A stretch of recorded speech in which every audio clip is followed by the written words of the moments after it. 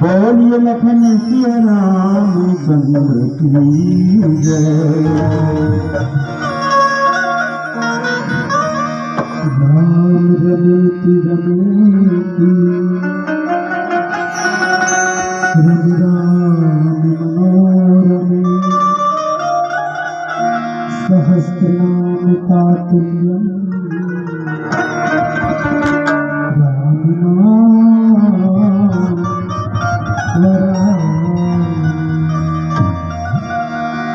मनोजवं मारुततुल्यवेगम् जितेन्द्रियं बुद्धिमतां वरिष्ठं वातात्मजं वानरमुख्यं श्रीरामदूतं शरणं प्रपद्ये। श्री रघुवीर प्रताप ते सिंधु तरे पासा ते मति जुड़ावत जी भजहि प्रभु।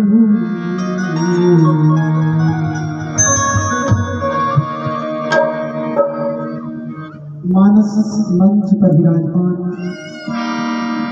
ब्रह्मा विष्णु महेश जैसे उच्च आसन पर बैठे निर्णायक भगवान, इस मंच को संचालन करने वाले, सबको रास्ता बताने वाले मृदभाषी उद्घोषक महान, इस मंच को सजाने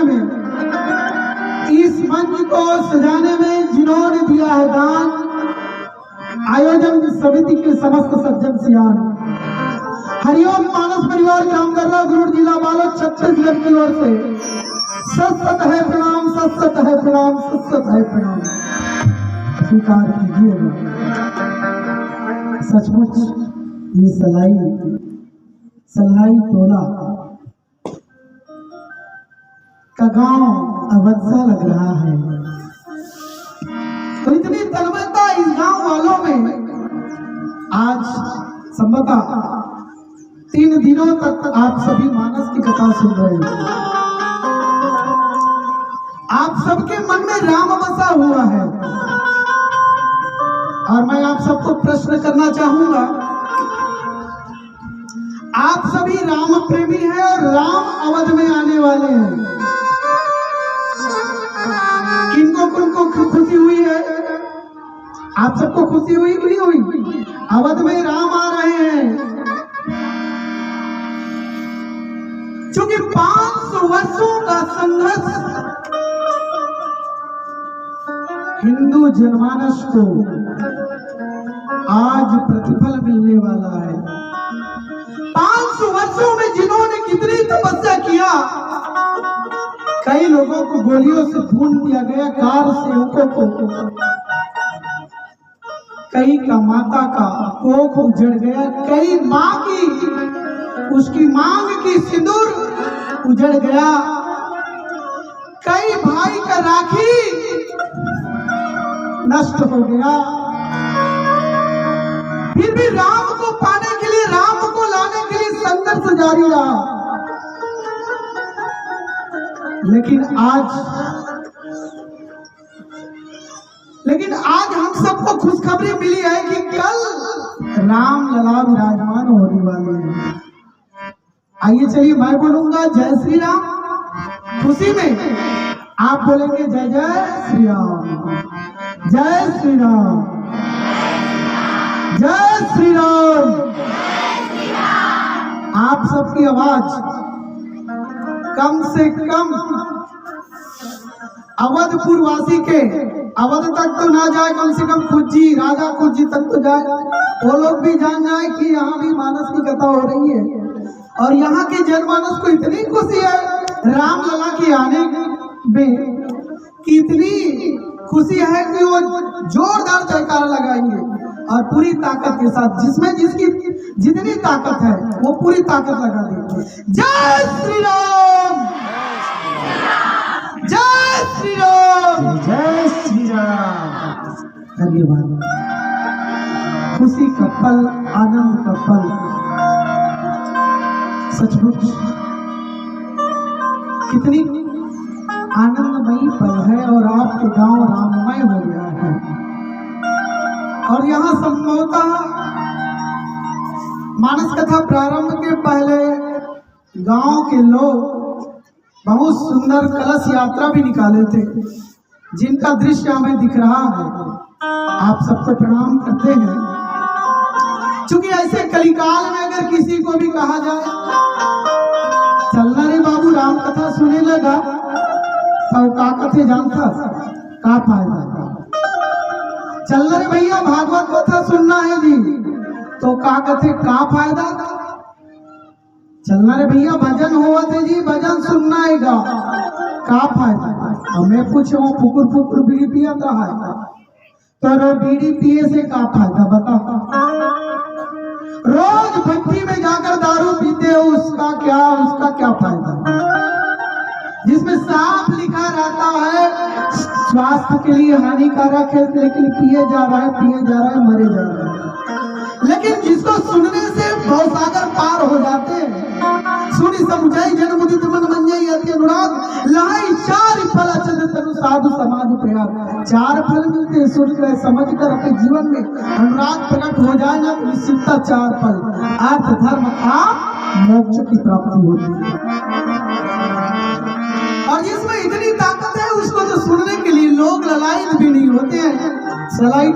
सलाई टोला वालों ने इतनी बड़ी मानस कथा का आयोजन किया है, लेकिन देखिए बहुत कम लोग आए हैं या कि बाहर से सुन रहे हैं। एक दाई ला पूछिए चलना उदाई राम कथा सुन जाओ, अड़बड़ काम है यूथ वक्त नहीं मिला करता राम भजन गाने का, यूथ वक्त नहीं मिला करता राम भजन गाने का, सारा समय ऐसा ही निकल जाया करता है बातें करते करते जमाने का। और जमाने की बातों में आकर के हम सब मानस की कथा को भूल जाया करते। लेकिन आज सलाई टोला वालों ने एक करके दिखा दिया है, हम राम के लिए जिएंगे और राम के लिए मरेंगे, क्योंकि राम हमारे मन में है, राम हमारे तन में है, ये सब में बसा हुआ है। लेकिन कई लोग होते हैं झूठों का सहारा लेते हैं, झूठ की तरफदारी करते हैं, बाद में झूठ बोलते हैं, लेकिन काम करने वाला नहीं है। ऐसा ही एक परिवार था, उस परिवार में लड़की खोज का काम चल रहा था, लेकिन लड़की मिल नहीं रही थी। तो परेशान हो गया कि हमें लड़की कैसे मिलेगी। तो एक दिन वो पान ठेला में जाकर के मूल धर के बैठ गए। तो एक जन डोकरा आई, वो कहते काबर परेशान हंस रे बाबू, तो बोलते भैया हमारे यहाँ लड़की खोजा था और लड़की मिला था नहीं, लड़की नहीं मिला। एक काम करो, आप कुछ बढ़ा चढ़ा करके बात करो, बढ़ा चढ़ा करके बात करो, 1 का 10 बताओ, सब लड़की मिलेगा। ठीक है, हम 1 का 10 बताते हैं। वो एन प्रकार 1 का 10 बता करके लड़की फिट कर दिया। लेकिन लड़की फिट कब होगी, जब घर देखने आएंगे तब ना लड़की फिट होगी ना भाई, तब तो उसका सगाई होगा ना भैया। तो वो लड़के वालों ने क्या किया कि गांव का बहुत बड़ा धनवान व्यक्ति था, उसका वो क्या किया, किराए में घर को ले लिया 1 दिन के लिए। बढ़िया घर, बहुत बड़ा घर है। आ गए लड़की वाली, अब लड़की वाली घर देखने के लिए आ गए। बढ़िया सोफा सेट में बैठे हैं, बढ़िया खाना खा लिए। अब वो पूछ रहे हैं ये घर आपका है भैया? हाँ भैया, ऐसे ऐसे 10-10 घर हमारे शहरों में। और खाना खाने के बाद जब द्वार की ओर निकले तो ये एक गाड़ी खड़ी थी, एम्बेसडर कार। बोले ये कार आपका है? ये कार ऐसे ऐसे 10-10 कार हमारे शहरों में पड़े हैं। उधर से एक बुजुर्ग आदमी आ रहा था, बोले ये बुजुर्ग आदमी आपके पिताजी लग रहा है। ये पिताजी ऐसे ऐसे 10-10 पिताजी हमारे शहरों में पड़े हैं। तो ऐसा में काम बनेगा नहीं बने। एक जन आदमी रहा है, वो ये भीड़ ना देखी इसकी, वहां पे एक एक्सीडेंट हो रहा है। तो आदमी सोची ये एक्सीडेंट कौन ना करे है, वो देखना है, अंदर तक जाना है। तो पुलिस मैं एक काम करता हूँ, जो एक्सीडेंट हुआ है ना वो मोर पिताजी कही देता हूँ, तब वो अंदर तक जाते हैं। इतना भीड़ बोला यार जिसका एक्सीडेंट हुआ है मोर पिताजी, अरे मोर पिताजी मोर बाप है। तो लोगन मन बोली अरे एक बाप मर गए रे जावन लोग, और जाके देखिस तो गधा के एक्सीडेंट हो रहा है। भैया झूठ से काम नहीं बने जी। जब तक राम में नहीं होना है, जब तक सत्य का सहारा नहीं लोगे तब तक आपका काम नहीं बनने वाला। और मिले प्रसंग में देखिए, आज श्री रामचंद्र जी महाराज क्या कर रहे हैं, मस्त सेतु बांध का निर्माण होने वाला है। और सेतु बांध का निर्माण के पहले क्या किए, भोले बाबा को मनाने का प्रयास किया उन्होंने। क्या किया, लिंग था पितर विधिवत पूजा, पहले लिंग भगवान शिव का लिंग का विग्रह का निर्माण किया और उसका पूजा किया। देखिए भगवान राम और भगवान शिव एक दूसरे के पूरक है। इसीलिए गोस्वामी तुलसीदास जी महाराज ने कहा, शंकर प्रिय मम द्रोही शिव द्रोही मम दास, ते नर करई कल्प भरी घोर नरक महुआस। जो व्यक्ति शंकर जी को प्रिय है, शंकर जी का प्रिय और मेरा द्रोही है, और मेरा प्रिय और शंकर जी का द्रोही है, वो नरक कल्प भर नरक में जाता है।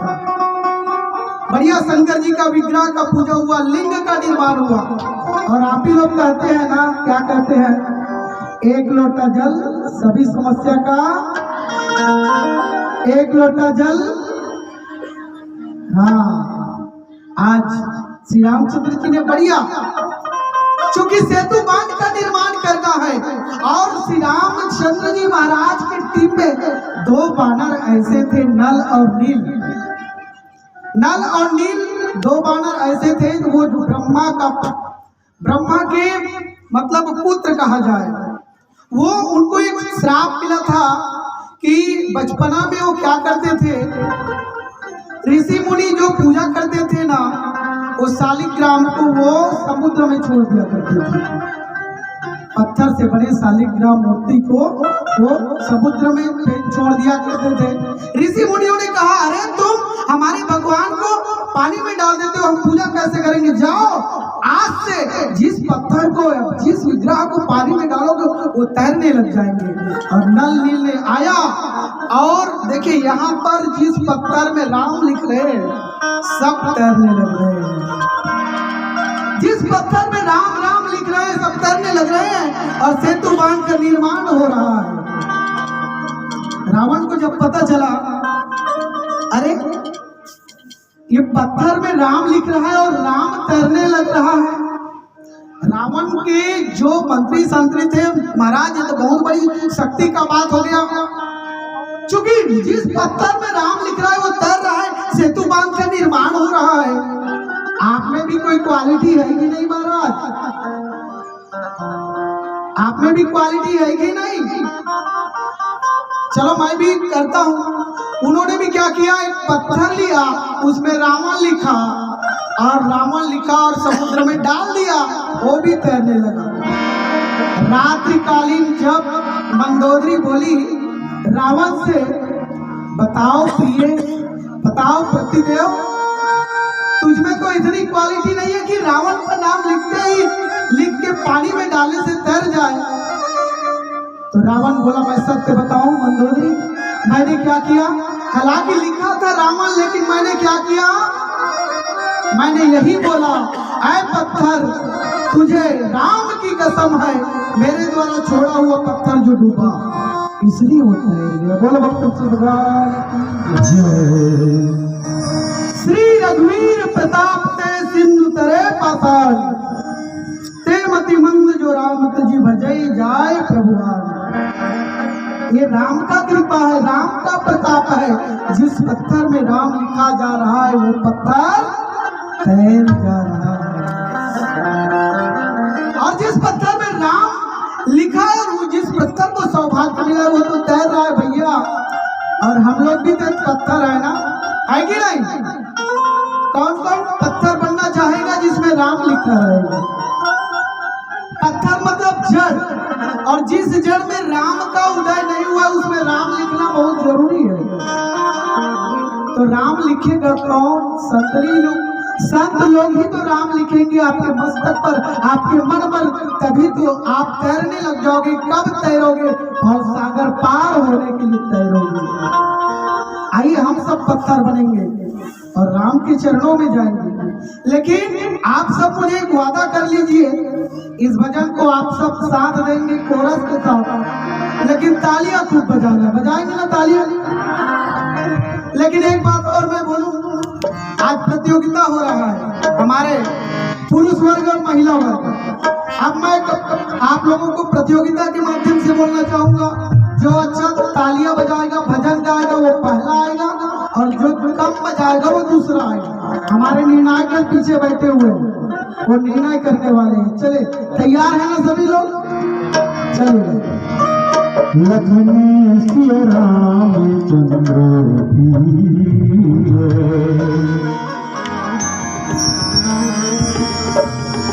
रघुवर तेरे चरण में, रघुवर तेरे चरण में मिले जो हमको स्थान, दुख सारे मिट जाएंगे, हो जाएगा कल्याण। शरण में तेरी जो रहे वो होता नहीं उदास, भाई शरण में तेरी जो रहे वो होता नहीं निराश। जग झूठा लगता उसे बस तुझ पर हो।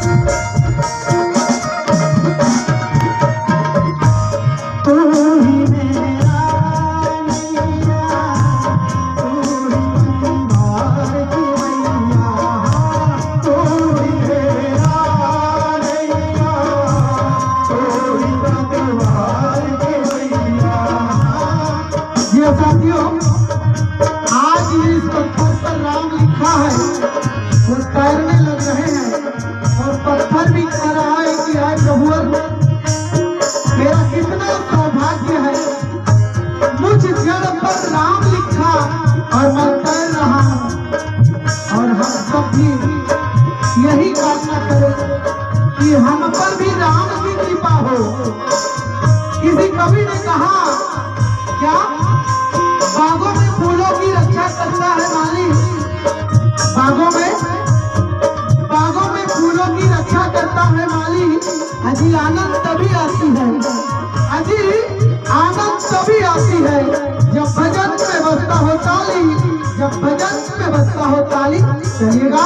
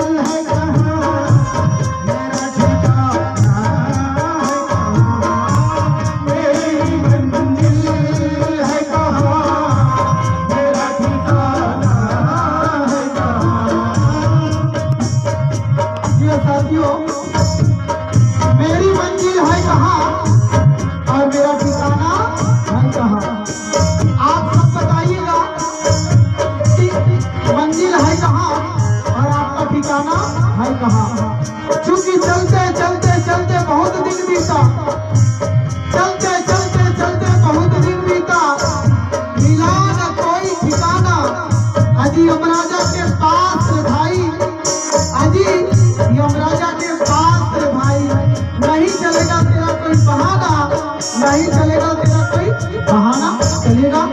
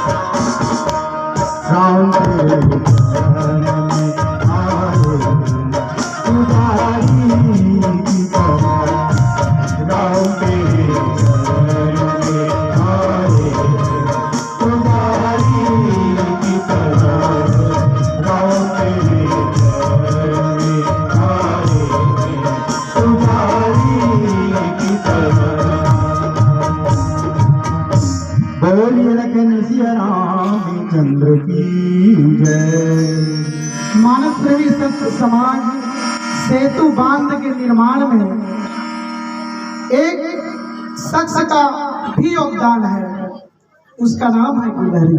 आप सब जानते हैं। और वो गिलहरी क्या करता, पानी से अपने शरीर को लिपटता और रेत में बालू में अपने शरीर को लिपटता और सीधा समुद्र में जाकर के रेत को डालता और वहां से निकलता, फिर बालू को अपने शरीर से लगाता और फिर समुद्र में डालता। श्री रामचंद्र जी महाराज ने देखा गिलहरी को, है गिलहरी आप कैसे कर रहे हैं, आप छोटे से आप थोड़ा से बालू को डाल रहे हैं, इससे क्या होगा। तो उन्होंने कहा प्रभुवर, जब सेतु बांध का निर्माण का इतिहास पढ़ाया जाएगा तो मेरा नाम भी उसमें लिखा जाएगा कि गिलहरी ने सेतु बांध निर्माण में भी योगदान दिया। ऐसा नहीं कि अपोजिट में उसका नाम रहेगा, इसलिए गिलहरी को भी याद किया जाता है।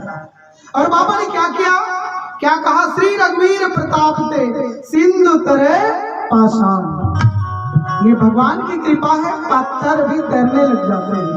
जिस पर राम की कृपा होती है ना, वो तैरने लग जाते हैं। राम की कृपा होना बहुत जरूरी है। एक शख्स था और बोले कि भगवान की कृपा होती ही नहीं।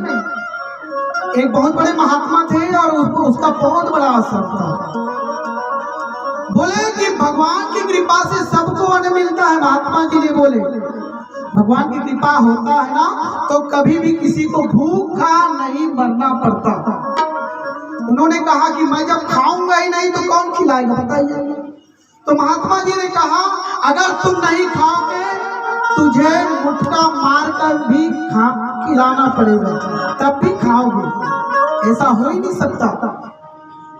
उन्होंने कहा ऐसा हो ही नहीं सकता, आज मैं ट्राई करता हूँ। उन्होंने जंगल में चला गया और जंगल में जा करके एक पेड़ में चढ़ गया। मैं देखता हूँ कौन मुझे मार करके खिलाता है। ऊपर पेड़ में चढ़ गया और उधर से भील 8-10 भील आए और बोला कि बहुत अच्छा जगह है, पेड़ है, पेड़ का छांव है, यही भोजन बना लेते हैं। और भोजन बढ़िया बनाया, खाया और उसको पैक कर दिया घर ले जाने। इतने में डाकू आया, उसकी घोड़े की आवाज आई, खड़दन खड़दन खड़दन खड़दन। और वो भी लोग देखे कि डाकू आ रहा है करके वो खाना को छोड़ करके भाग गया। देखिए भगवान की कृपा कैसी होती है। अब वो भाग गया। अब डाकू देखे कि ये कितनी सुंदर सुंदर सुगंध आ रहा है, बढ़िया पकवान का, बढ़िया भोजन का, कहाँ देखो तो रे। डाकू ने कहा, देखा तो एक पोटली बनी है, उस पोटली को खोला तो बढ़िया खाना बना है। और ऊपर देखा किसी ने कहा इसको खा लेते हैं। अरे नहीं नहीं नहीं नहीं नहीं खाते हैं। किसी ने कहा नहीं खाते हैं, अगर इसमें जहर मिला होगा तो जहर मिलाया होगा तो डाकू को मारने के लिए कई लोग खाना रख देंगे और हम लोग को मार देंगे। तो इतने में पेड़ की पत्ती का हिलने की थोड़ा सुखुआहट लगी कि कोई ऊपर चढ़ा है। उसको बोला अरे नीचे उतर। डाकू बोल रहा है नीचे उतर तू, एक काम कर, ये भोजन को तूने बनाया ना? नहीं सरकार मैंने नहीं बनाया। उन्होंने कहा जब तक इसको कोई चखेगा नहीं कि इसमें जहर मिला है तब तक को हम लोग भी खा नहीं सकते। एक काम करते हैं, इन्होंने ही जहर मिलाया होगा तो एक काम करते इसको भी पहले खिलाते। अरे चल खा ले। वो तो संकल्प लिया था ना कि मैं जब मारेगा फिर भी नहीं खाऊंगा। डाकू की बंदूक देखा, चल खाएगा कि नहीं खाएगा, नहीं तो गोली से मार दूंगा। उसको एक डाकू आया और सीधा छेती में मारा, चलकर फिर खाया थोड़ा सा, नहीं महाराज मैं खाऊंगा नहीं। फिर मारा, खा पूरा खाना का थोड़ा सा जहर मिलाया और बात कर रहा। ऐसे करते करते पेट भर खिला दिया। डाकुओं ने समझा इसमें जान ही नहीं। तो आदमी सोचा सच बात है, भगवान की कृपा होती है ना तो मुक्का मार करके भी खिलाते हैं। जिन पर राम की कृपा होती है वही व्यक्ति उस साधु की शरण में गया और दास मल्लुक दास के नाम से प्रसिद्ध हुआ। आप सर्च करेंगे, पढ़ेंगे ना मलुकदास बहुत बड़े संत हुए जिन पर राम की कृपा होती है, पत्थर भी तैरने लग जाते हैं। और बाबा ने लिखा श्री रघुवीर प्रताप ते सिंधु तरे पाषाण, ये पत्थर तैरने लग जाते हैं। और दूसरी पंक्ति में क्या लिखा, ते मति मंद जो राम तजी भजई जाय प्रभुआन। वो मूर्ख लोग ही होते हैं जो राम को छोड़ करके इधर उधर भटका खाते हैं। गोस्वामी तुलसीदास जी महाराज साफ साफ बोल रहे हैं, जिनकी कृपा से आज पत्थर तैरने लग जाते हैं, और पत्थर तैर रहे हैं उसको देख नहीं रहे, लेकिन लोग इधर उधर जा रहे हैं, इस पंथ से उस पंथ, इस पंथ से उस पंथ जा रहे हैं। कई लोग तो अपना धर्म भी छोड़ रहे हैं, कई लोग दूसरे धर्म में प्लान कर रहे हैं। उनको गोस्वामी तुलसीदास जी महाराज कहना चाह रहे हैं, यह है मूर्खों, अरे जिसकी कृपा से पत्थर भी, राम की कृपा से जिस पत्थर पर राम लिखा है वो तैर रहा है, ऐसे प्रभु को छोड़ करके दूसरे को बचता है तू, इधर उधर जाता है तू, तुमसे बढ़कर के मूर्ख और कौन हो सकता है। इसीलिए प्रभु राम को भजिए, ते मति मंद जो राम तजी भजाई जाए प्रभुआन। अगर भवसागर से पार होना है तो राम को अपने जीवन में लाना होगा। भवसागर से पार होना है तो अपने इस तन में भी राम नाम लिखवाना होगा। है राम नहीं वो नारा भौतिकता की प्यास है। राम नहीं मिलते ईंटों और गारों में, राम मिलते हैं आंसू की धारों में। राम मिलते हैं पंचवटी की छांव में, राम मिलते हैं अंदर वाले पाँव में। राम मिलते हैं मर्यादा में जीने में, अरे राम मिलते हैं हनुमान के सीने में। राम नहीं मिलते माला के फेरों में, और राम मिलते हैं सबरी के झूठे फेरों में। राम को पाइए, भजन कीजिए, भजन के बिना कुछ भी संभव नहीं है। भजन के बिना अभितय जिंदानी जाग मुंह के निंदिया सुते हंसरे अभिमानी, काबर मुंह के निंदिया सुते हंसरे। भजन कर, राम की कृपा लपाओ, तभी तो कोई कल्याण हो रही। 84 लाख योनियों को भट्टा खाने के बाद ये तन मिला हुआ है। 84 लाख योनियां, 20 लाख वृक्षादि, 9 लाख जलद, 11 लाख कृमिकीड़े और 10 लाख पक्षी, 30 लाख चौपाई, 4 लाख वानरों की योनियां। इतनी योनियां को भट्टा खाने के बाद ये तन मिला हुआ है। जरा सोचिए, इस तन को ऐसे ही जाया करे क्या? ऐसे ही जाने दे? बड़ा भाग्य मानुष तर पावा, सुर दुर्लभ सदग्रंथ ही गावा। बड़े भाग्य से मनुष्य तन मिला हुआ है। नर तन सब नहीं कौन थे, जीव चराचर जाचत थे। जांचने की आवश्यकता है, परखने की आवश्यकता है। नरक स्वर्ग अपवर्ग निषेधी, ज्ञान विराग भक्ति सुख देनी, भवसागर पार होने का मार्ग प्रशस्त किया। भवसागर पार कैसे होगा? ज्ञान विराग भक्ति सुख देनी। आपके अंदर ज्ञान चाहिए, वैराग्य चाहिए, भक्ति चाहिए, यही तो आपको सुख देगा। तो सुख कैसे मिलेगा? कौन सा सुख चाहिए? ये तनकर फल विषय न भाई, स्वर्गों स्वल्प अंत दुखदाई। कौन सा सुख बताइए? स्वर्गाधिक सुखों को भोगना भी इस तन का उद्देश्य नहीं है, तो कौन सा सुख? वो सुख चाहिए जहाँ पे हमें और जन्म लेना ना पड़े और मरना ना पड़े। वो सुख है मोक्ष का, अपवर्ग का सुख चाहिए, ताकि और जन्म लेना ना पड़े और मरना ना पड़े। क्योंकि एक बार जन्म लेने और एक बार मरने में कितनी पीड़ा होती है, हजारों बिच्छू की दम की पीड़ा होती है, संतों ने कहा है। इसलिए सभी लोग चाहते हैं मोक्ष की प्राप्ति हो। तो इस पत्थर में भी राम लिखा जाए, राम की कृपा तभी हो पाएगी साथियों। और ये राममय कैसे बनाएंगे? जब हम राम को जानेंगे। ऐसे हैं मेरे राम, राम को पहचानेंगे। आइए प्रसंग पर आधारित एक सुंदर सा भजन, चलिए, लेकिन तालियों की सेवा कीजिए। चलिए। लखन सिया रामचंद्र की जय, जिसके मन में राम बसे हो, भाई से हो, उसकी आंखें कभी न रोती। जीवन सुखमय हो जाता है, उन पर प्रभु कृपा राम की होती।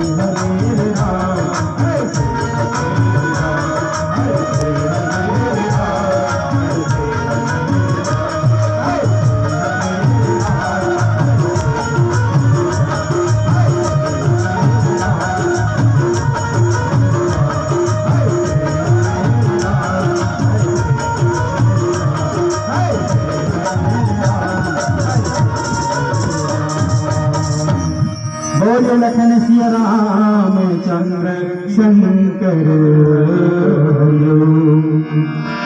जो शख्स राम को छोड़ करके दूसरे को बसता है निश्चितता वो मूर्ख है।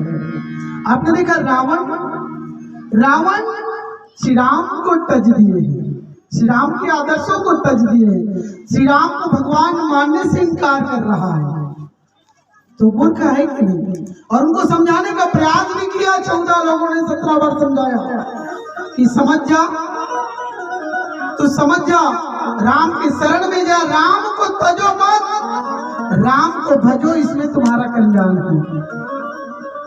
तो पत्थर क्यों बना है? भगवान के शरणों में जा, भगवान के चरणों में जा।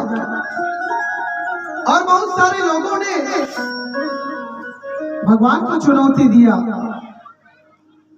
और उनका क्या हश्र हुआ आप जानते हैं। जयंत भगवान की परीक्षा लेना चाहा और उन्होंने मां जगत जननी जानकी के चरण पर प्रहार कर दिया, चोंच मार दी।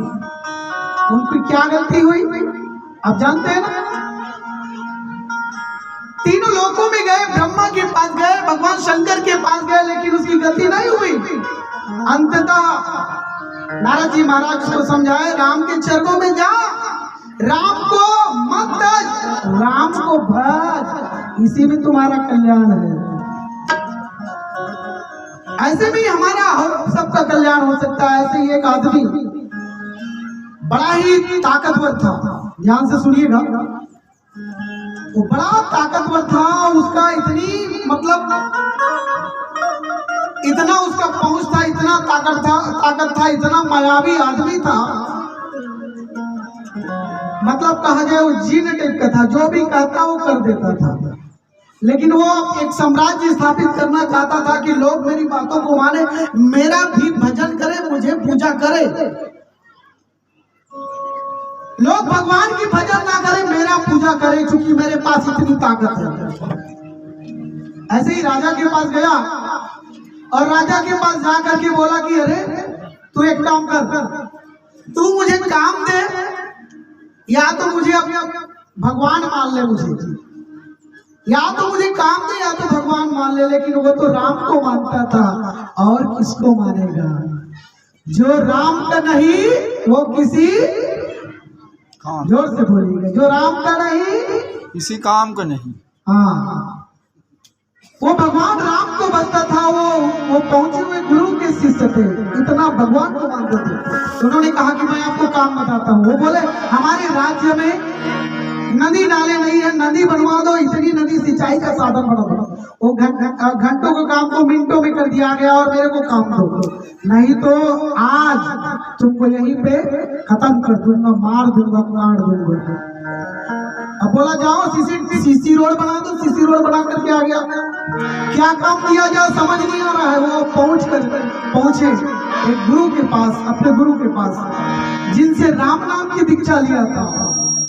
गुरु के पास गए कि बोले गुरुदेव, हमारे राज्य में एक ऐसा शख्स आया जो ताकतवर है, अपने आप को भगवान मानता है, मुझे अपना भगवान स्वीकार करो। बोलता है मैं भगवान राम के सिवाय और किसी को मैं भजता नहीं,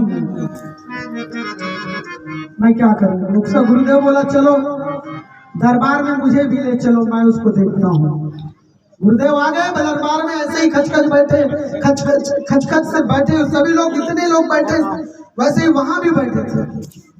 और वो आदमी आया, राक्षस टाइप का आदमी, जिन टाइप का आदमी आया, मुझे अब काम दो। तो उसका गुरुदेव बोला एक काम करो बेटा, आपके गांव, आपके राज्य में कुत्ता तो है ना? हाँ कुत्ता है महाराज, कुत्ता को ला लो, कुत्ता को ला लो और यहाँ पे रख दो। जैसे यहाँ पे रखने के लिए बोलता वैसे ही वो बोला यहाँ पे रख दो। अब बोला इस कुत्ते के पूंछ को सीधा कर दो तो मैं जानूंगा। वो जम के पकड़ा, 1 घंटे हो गया, 2 घंटे हो गया, 3 घंटे हो गया, और छोड़ा, कुत्ते का पूंछ टेढ़ा का टेढ़ा रह गया। तो दिमाग काम नहीं किया, क्या करे?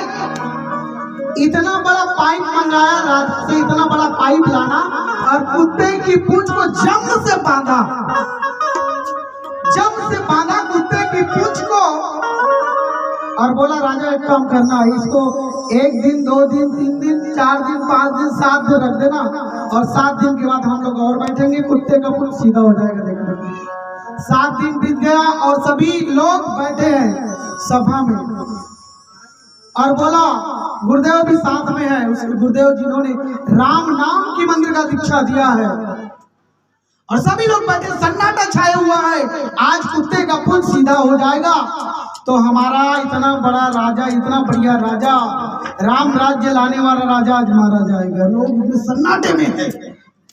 आया और वो जो जिन का आदमी था वो कुत्ते के पास गया और कुत्ते की पूंछ में जो रस्सी है ना उसको निकालने लगा। धीरे धीरे धीरे निकला और पाइप के धीरे से खींचा पाइप को, तो पाइप को धीरे से खींचने के बाद ऐसा हुआ कि कुत्ते का पूंछ टेढ़ा का टेढ़ा रह गया, टेढ़ा का टेढ़ा रह गया। जिनका दिमाग काम नहीं कर रहा, क्या करे, वो गुरुदेव के चरणों में गया। वो भी बोला बेटा मैं भी राम के शरण में जाऊंगा, राम को तजूंगा तो किसको भजूंगा। वो भी राम के चरणों में चला गया। इसलिए प्यारे, जो भी मंदमती है, जो अन्य इधर उधर चले गए हैं, राम को नहीं भज रहे हैं, वो आइए राम को भजिए, राम को सुमिरन कीजिए, राम की कृपा को पाइए, तभी तो आप सबका कल्याण हो सकता है। इतना बढ़िया बात इसमें लिखा कि भजे जाए प्रभुवान, वही प्रभु को भजन कीजिए। चूंकि कलयुग केवल नाम आधारा, सुमरि सुमरि नर उतरई पारा। कलयुग समयुग आन नहीं, जो नर कर विश्वास करने की जरूरत है।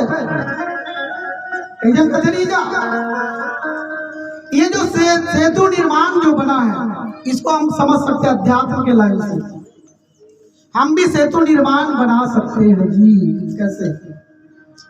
अपने घर को, अपने परिवार में ऐसा निर्माण बनाए कि राममय हो जाए। ऐसा सेतु मतलब पार लगाने वाला। हमारे परिवार में ऐसा सामंजस्य स्थापित हो जाए कि एक देरानी जेठानी को बहन रूपी मान ले, एक भाई भाई में राम और लक्ष्मण जैसा, राम और भरत जैसा प्रेम हो जाए। यही तो सेतु निर्माण का फल है।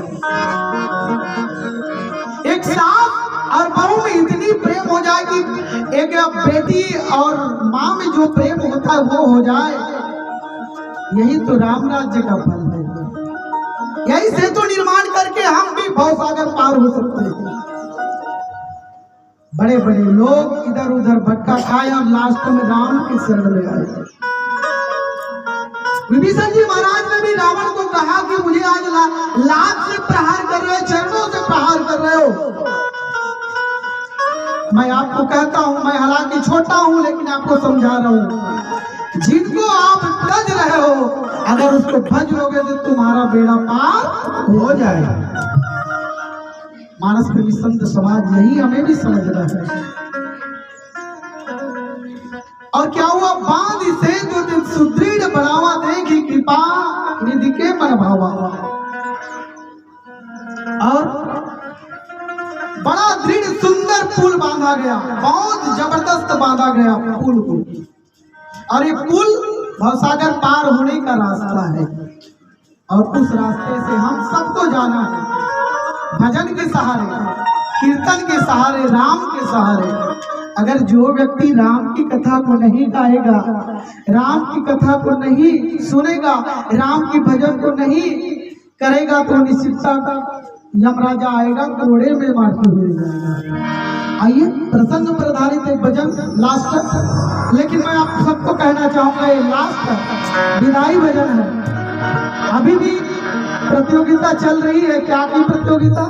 ताली बजाने और भजन गाने की प्रतियोगिता चल रही है।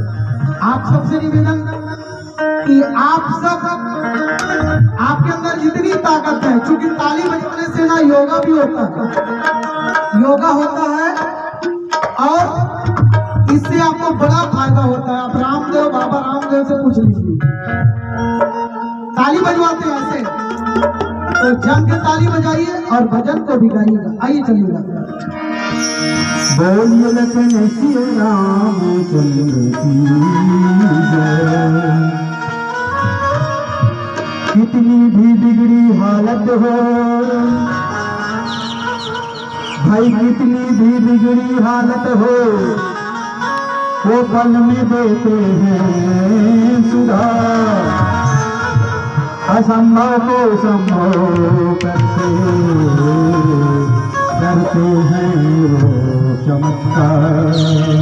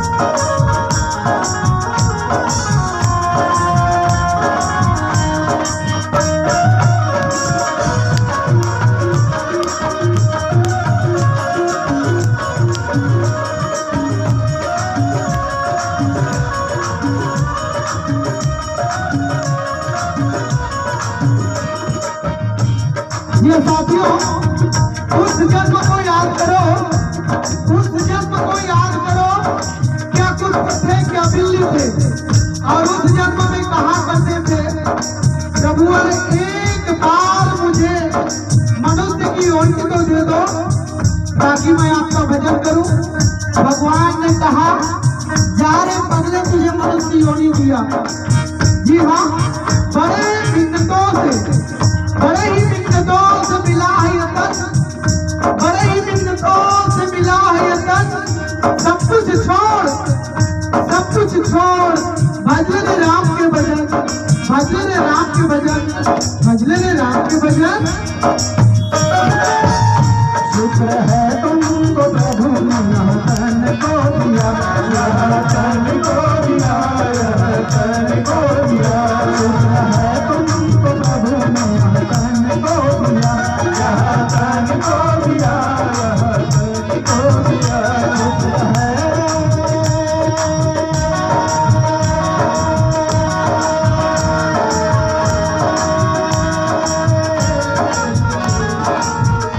शुक्र है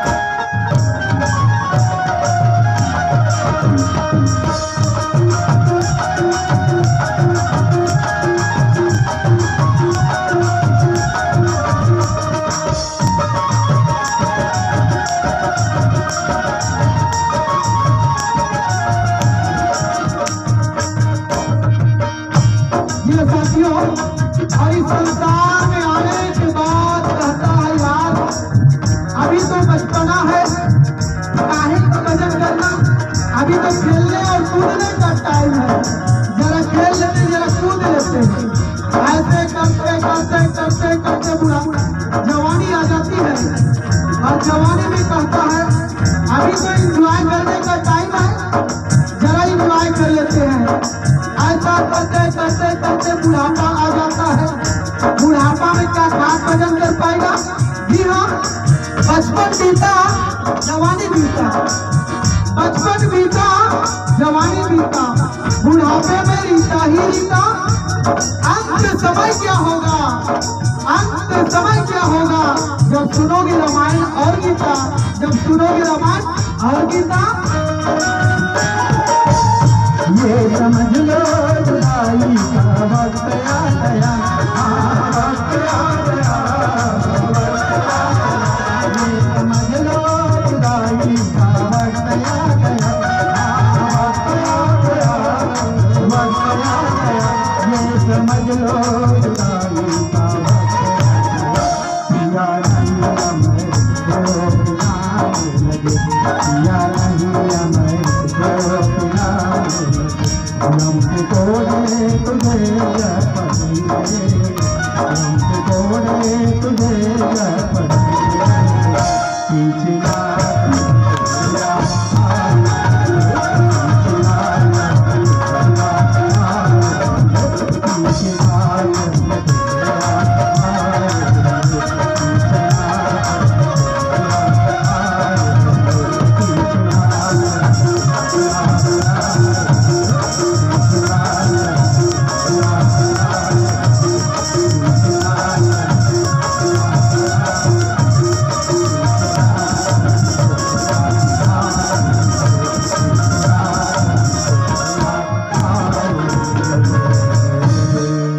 बोलिए लखन सिया रामचंद्र की जय।